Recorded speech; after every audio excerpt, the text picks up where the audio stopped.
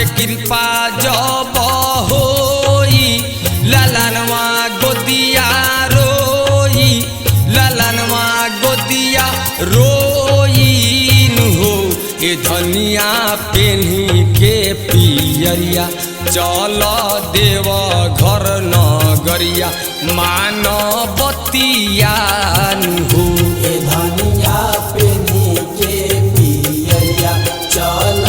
देव घर नगरिया मानवतिया हो।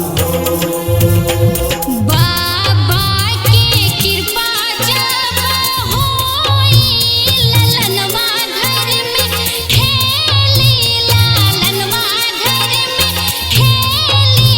नु हो ए सैया पेन्हिली जी हाली से पियरिया चली देवा घर नगरिया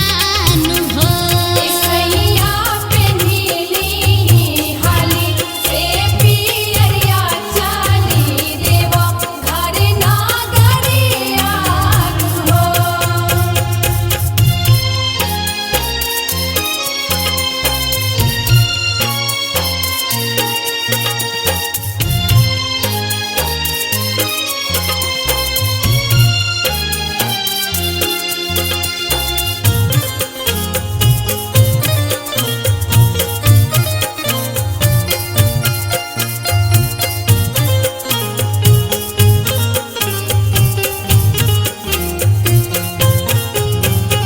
गाई के गोबरे महादेव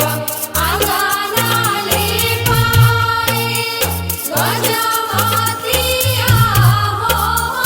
महादेव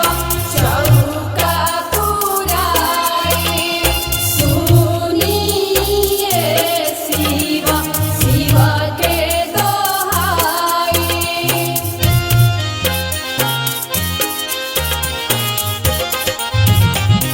गंगा जल भरी के गगरिया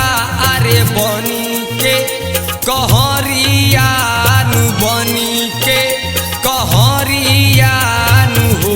ए धनिया भंगिया धतुरा बेल पत्र लिहले के अचरिया नु हो ए धनिया पेन्ही के पियरिया चल देव घर नगरिया मानवतिया हो।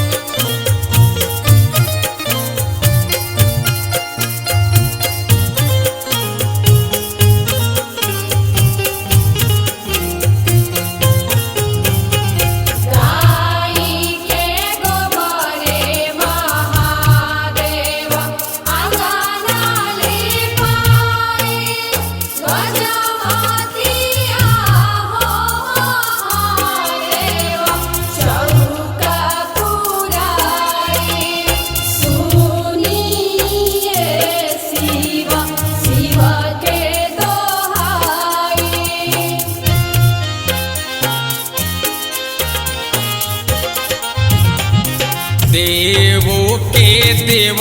महादेव जब फेरी है नजरिया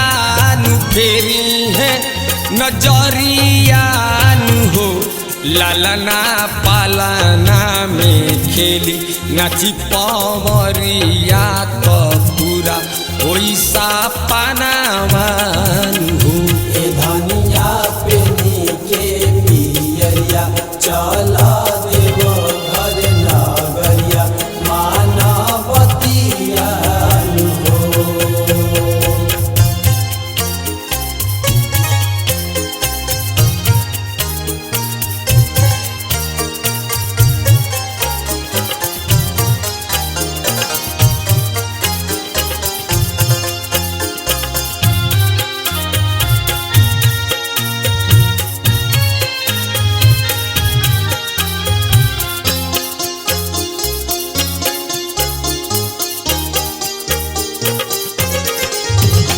आई के गोबरे महादेव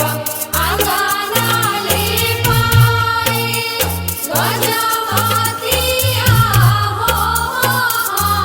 देव चौका पुराई सुनिए शिव शिव के दोहाई